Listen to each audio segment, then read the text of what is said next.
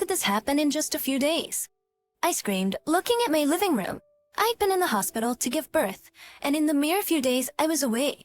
In just that short period, the living room was filled with the smell of rotting food. Finished cereal bowls were left on the table, with milk and leftover ingredients floating inside.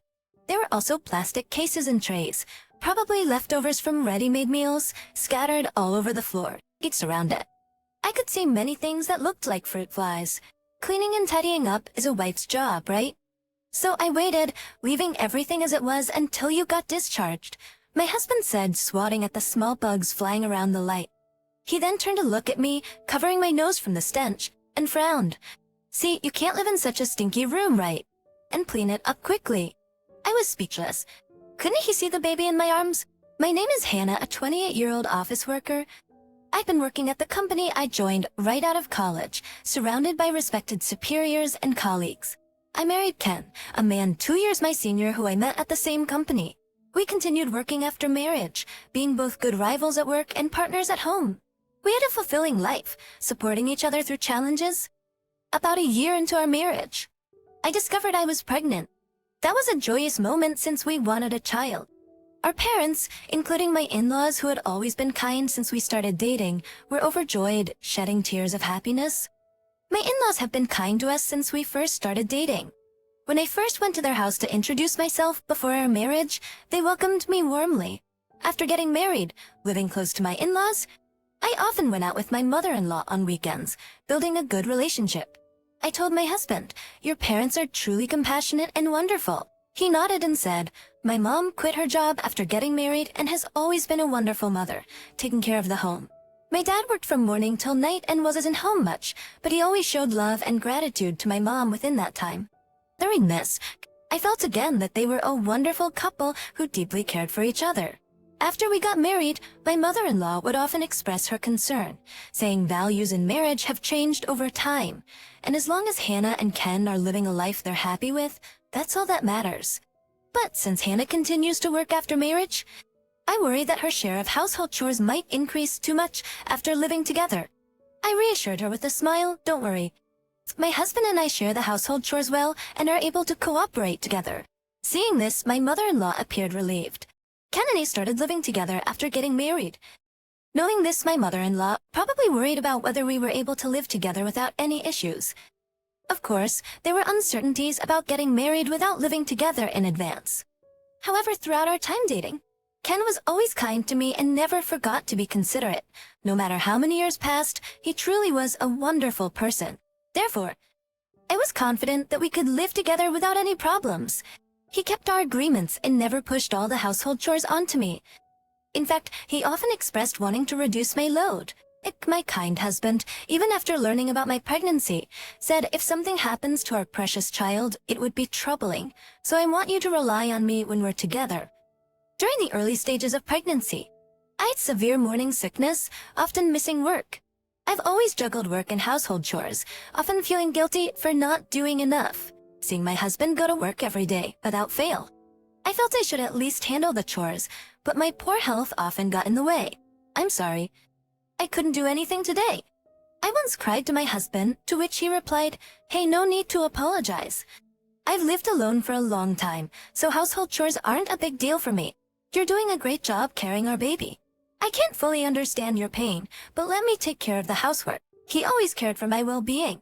Lately, my husband has been very diligent, buying parenting books and studying them every day. Seeing this made me realize how lucky I was to have married him. My pregnancy went smoothly, and our baby was growing well, thanks to the support of our parents and in-laws. As the due date approached and my belly grew, I took maternity leave, focusing on staying healthy. Although my belly was getting larger and going out was becoming a struggle, I managed to go for my prenatal checkups while taking care of my body. Though it was tough to go out with my growing belly, my mother-in-law, who lives nearby, started accompanying me to my prenatal appointments. She would carry my bag and stay by my side, making me feel grateful despite my initial reluctance to accept her help. And first, I'm with you. Hannah is pretty much all I have to do. Of course, I'm worried about your health, but it also serves as exercise for me, so it's killing two birds with one stone, she said happily. With that in mind, I decided to rely on my mother-in-law, and we went to the prenatal checkup together that day. One day, while at the hospital for a routine checkup, I suddenly felt intense abdominal pain. Noticing something was wrong with me, the doctor quickly said, "I'll perform an internal examination," and examined me while calming my panic state. The doctor examined me and said, "You're having contractions and your water has broken. We need to admit you. Tell me you'll meet your baby soon." I was unprepared for the suddenness. My mother-in-law held my hand, reassuring me that she would stay by my side. Gradually accepting the situation, I prepared myself for the birth. Once I calmed down a bit, my mother-in-law said, "I'll go and get the necessary things. I'll be right back. I'll also call Ken." Then she hurried out of the hospital. When she returned, she immediately asked how I was feeling and if I was in pain. "Thank you so much," I said, to which she shook her head, holding my hand and smiling. "It's nothing. Ken might be able to leave work early and be here for the birth. I've also called your parents." I had forgotten to call my parents in pain and anxiety, but they were on their way from the next town. My father-in-law arrived soon after, waiting in the corridor and saying, "It's finally happening." When my parents arrived, they deeply thanked my in-laws for being by my side throughout the hospital preparations, and they reassured me, saying everyone was with me. My in-laws smiled and said it was good they made it in time. With my family around me, I felt much stronger, despite the intensifying contractions. Several hours later, in the middle of the night, I gave birth to a healthy baby. My in-laws and parents quietly celebrated in the waiting area so as not to disturb others. Just relieved. I was moved by the sight of my baby, but a bit disappointed that Ken wasn't there. He was supposed to have left work early, but he hadn't arrived by the next morning. My in-laws tried calling my husband several times to see if something had happened, but they couldn't reach him. Even then at 9 a.m., he still hadn't shown up, and when my father-in-law went to our house, there was no answer, despite repeatedly ringing the doorbell. Finally, my mother-in-law called my husband's workplace.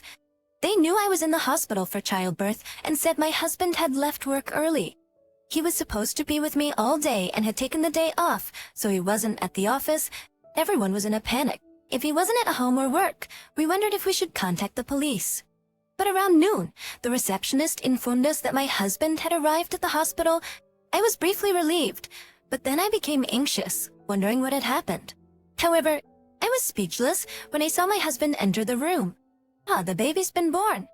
That was all my husband said at first. His suit was disheveled, his hair was messy, and as he got closer, I could smell alcohol. I couldn't believe he had gone drinking at such a time, and he was so engrossed in his phone that he didn't even glance at the baby. When I calmly asked him where he had been, he sleepily replied, Sorry. I went out for drinks. They couldn't turn down an old friend. Tucked in, and that's why I'm late." Since he was still engrossed in his phone, my anger exploded. But before I could say anything, my father-in-law grabbed my husband's shoulders. "What were you thinking? It doesn't matter how long it's been since you've seen your friends. There's no comparison between drinking with buddies and being there for your wife's childbirth. Why did you just say no?" My father-in-law was furious, and despite my husband's attempts to interject with beauty he eventually fell silent, sulking. He sighed loudly without even looking at me or the baby and quickly left the room. My father and father-in-law tried to follow him, but they couldn't keep up, and he left the hospital. During my entire hospital stay, my husband never visited again. A few days after giving birth, with my family's support, my baby and I were healthy and ready to be discharged. As my parents, who had come from far away, were leaving, my mother-in-law told them, "Look forward to seeing you again. I'll leave Hannah to us." On the day of my discharge, my mother-in-law helped me walk, and my father-in-law assisted with our bags. That morning, after I texted my husband that I was being discharged, he immediately called. "To let you know, glad you're getting discharged. I'll come pick you up and we'll drive home," he said. I hadn't expected him to call back, so I thought maybe he was feeling a bit remorseful. I told my mother-in-law that my husband would come to pick me up. That's pissy. "Sure, why not? Maybe Ken has spare time to come," she said with a chuckle. I told my husband I was planning to go with your parents, but I appreciate you coming. He replied, "Okay, tell Mom and Dad they can head back now." After informing my in-laws that my husband was coming, they left, seeming relieved. After thanking the hospital staff and finishing the paperwork, I got into my husband's car. He didn't apologize for the other day, but he was in a good mood as he drove. Soon after returning home, even the short car ride left me on the verge of tears as my body was still in pain. It made me wonder how all the mothers out there endure this pain and continue to bravely raise their children. Still, I tried to rally myself, thinking that my husband, who had been so enthusiastic about parenting, would be okay. Maybe he was just tired from everything that happened during my hospital stay, or maybe he was sulking. Or maybe he was sulking after being scolded by his father. That must be all it was. I steeled myself for the shared task of raising our child and opened the front door. I hesitated, wondering what the smell could be, when my husband nonchalantly opened the living room door. The smell of rotting garbage overwhelmed me, making me feel nauseous. Gee, that's a terrible smell. Hey, clean it up now. My husband ordered me high-handedly, looking oddly satisfied. I waited for you while you were in the hospital for a couple of days. So clean this up now.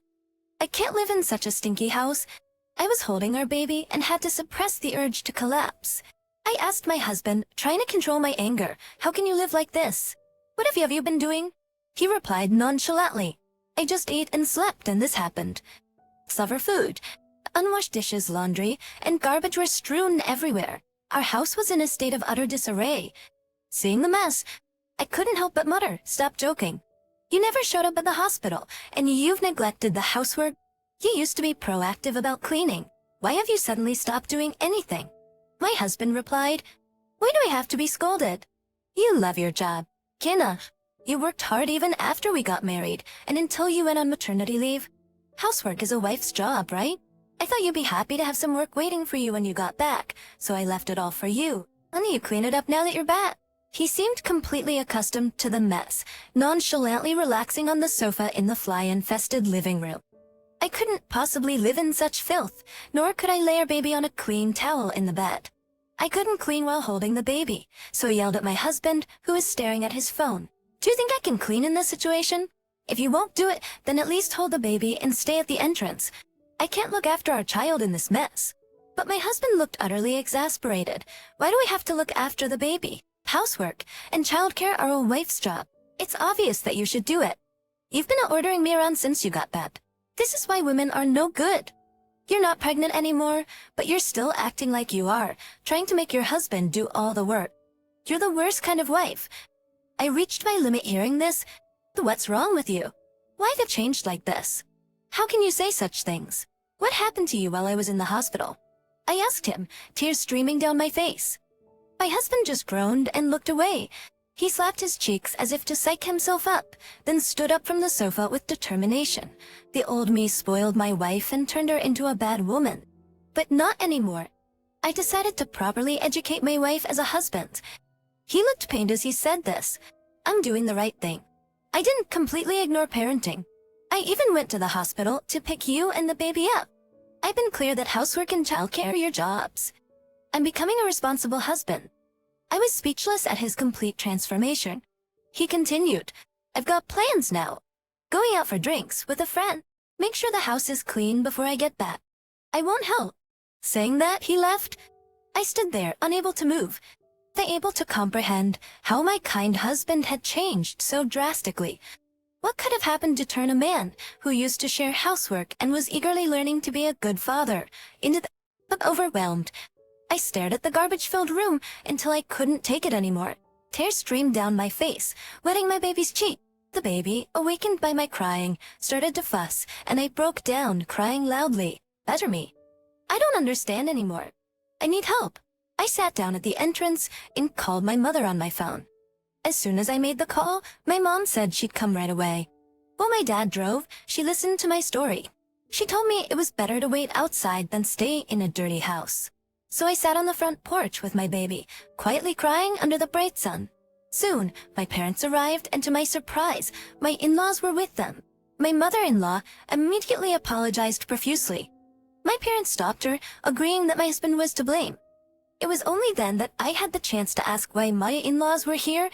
This with tears in her eyes, my mother-in-law said, We didn't trust our son either. We thought he might be troubling you, Hannah, so we decided to go to your house without telling you. Then we met your parents and came here together. I'm so sorry for all the trouble our son, Aiken, has caused. Before anyone could start apologizing again, I managed to stop them. My father-in-law, red-faced and trembling with anger, Didn't say a word, but it was clear he was on the verge of exploding. They tried calling my husband, but there is no answer. That idiot son of mine? When I see him next, I'll give him a piece of my mind, he muttered, taking deep breaths to calm down. Eventually, he gently told me, you shouldn't be exerting yourself right now. Tiana, get in my car. We'll clean the house for you. Just wait here. He and my mother-in-law ushered me and the baby into the car, then went inside with my father-in-law. Moreover, my parents also entered the room, offering to help, and I could hear the screams of all 4 people. They must have opened the bug-infested, stinking living room. I held my baby tight in the car, feeling guilty. After a few hours, during which my father-in-law bought insecticide and they took out several bags of trash, the house was transformed. Thanks to their efforts, the house was free of bugs, aired out, and the smell was much better. They'd cleaned every room, and I was incredibly grateful. That evening, my mom and mother-in-law cooked dinner, and it was the first time in a long while that had someone else's cooking. The meal tasted especially good after the strict diet I followed during pregnancy, and I finished it quickly. The home-cooked meal temporarily eased my anger towards my husband. While waiting for Ken to return, the doorbell rang. As I hurried to answer, my father-in-law said, relax. Tana, I'll handle it. He pressed the intercom and stared at the screen. Suddenly, he shouted, Ken, I knew my husband had returned. But why did he ring the bell? We all quietly went to see, not wanting to wake the baby. To my shock, a man was dragging Ken into the house. Ken's face was red and swollen, and he was sobbing loudly. The man introduced himself as Harry, Ken's friends. I'm sorry for bothering you. I didn't know about your situation when Ken invited me for drinks. I feel terrible for taking him out at such a difficult time. Everyone was saying that. I realized I was wrong all along. Everyone? Who are you talking about? People at work? Friends? Who are these people? I asked, looking him straight in the eye. Ken answered shortly, people on the internet? What? You're taking the word of people on the internet. Are you kidding me? Harry raised his eyebrows in disbelief. Ken, looking frustrated, shoved his smartphone at Harry. Look at this. It says women earn less than men, so it's natural for them to do housework. Only women can bear children, so childcare is their responsibility. See, everyone agrees with this. Harry looked at the screen and exclaimed in shock. You believe the content of this site? Are you out of your mind? I took the phone from Harry and saw a site. It was filled with stories of husbands pushing housework and childcare onto their wives, with many comments praising such behavior. It was clear that everyone Ken referred to were opinions on an internet forum. Summing up Ken's rant, it seemed he had started visiting these sites just before I went to the hospital, leading him to believe he had been too lenient as a husband. That's during my hospital stay, he spent his time on these sites, convincing himself he was wrong. It seems he couldn't stop himself, after posting on that site about changing his ways and seeing comments of encouragement in response. As a result, my husband came to view housework and childcare as solely a woman's responsibility. This was because he believed women were less capable at work and couldn't earn as much money as men. He had become convinced that if there were complaints, the solution was simply to earn more money. They exclaimed, unbelievable. We didn't raise our son to think like this. Looking for support. Ken turned to Harry, who said coldly, I've had enough. I can't be friends with someone like you. We're done after today. I joined in, confronting Ken. Why would you prioritize the opinions of faceless people online over your wife and child? Are these internet strangers more trustworthy to you? Ken seemed to have a moment of realization as he looked at me. But to make matters worse, my mom said coldly to Ken, it seems no one here shares those values. Then, if you still think you're right, then we'll have to leave you. We have different beliefs. My dad added, I can't leave my daughter, Hannah, with you any longer. It's not too late. Hannah, we're ready to welcome you and the baby home. Come to us if you need to. Then, who had been ranting, suddenly quieted down. I thought, but everyone know. He stammered. Looking up at me, his face turned pale. The most important person to me is Hannah. I wanted to be a good husband for her, so I searched the internet for information, and then tears welled up in his eyes and he suddenly knelt before me. I'm sorry. Hannah. I was wrong. Seeing Ken in this state, his father, in a quiet voice filled with tears, asked, Then, I want to ask you something. Did you ever see or hear me say that housework and childcare were solely a woman's job when you were a child? Did I ever appear that way to you as your father? Ken shook his head and murmured, Dad, you were always a wonderful father, fully supporting mom by her side. Continuing. 10 admitted, I got too caught up in what I read on the internet and lost sight of everything else. I'm truly sorry. He apologized to his parents. Witnessing his sudden flood of apologies, my parents said, Hannah, it's up to you what to do next. We will support you whatever you decide. After thinking for a while, I told Ken there won't be a next time, deciding to forgive him this time. Since then, Ken has woken up from his extreme internet-influenced views.